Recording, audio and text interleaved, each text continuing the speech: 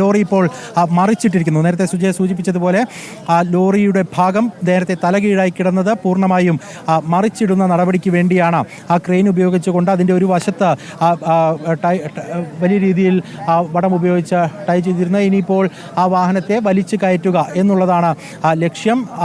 നേരത്തെ തലകീഴായി കിടന്ന ആ വാഹനത്തെ അതിൻ്റെ ചക്രഭാഗങ്ങൾ മണ്ണിലേക്ക് തട്ടി നിൽക്കുന്ന രീതിയിലേക്ക് മാറ്റി ആ വാഹനത്തെ മുകൾ തട്ടിലേക്ക് എത്തിക്കാനുള്ള നടപടിയിലേക്ക് മാറിയിരിക്കുന്നു എന്നുള്ളത് തന്നെ വേണം പറയാൻ. ഇത്രയും സമയം തലകീഴായി കിടന്ന ആ വാഹനത്തെ പൂർണ്ണതോതിൽ മറിച്ചിടാൻ വേണ്ടി കഴിഞ്ഞിരിക്കുന്നു. ആ തരത്തിലുള്ള നീക്കങ്ങളായിരുന്നു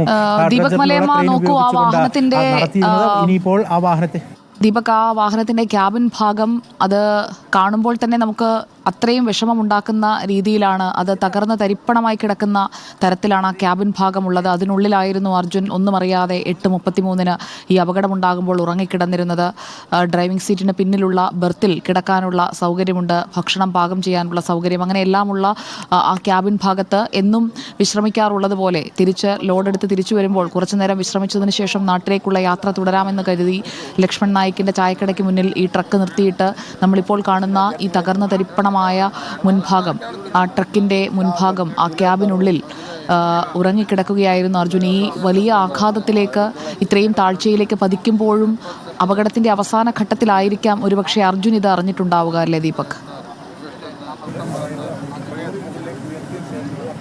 അതെ അതെ സുജയ, ഞാൻ അർജുൻ്റെ ബന്ധു ജിതിനുമായി കാര്യങ്ങൾ ഒന്ന് കമ്മ്യൂണിക്കേറ്റ് ചെയ്യാൻ ശ്രമിക്കുകയായിരുന്നു. അതായത് ഇനി എങ്ങനെയാണ് തുടർ നീക്കങ്ങൾ എന്നുള്ളത് സംബന്ധിച്ച് ഒരു വ്യക്തത വരുത്താൻ ഉള്ള ആവശ്യമായിരുന്നു.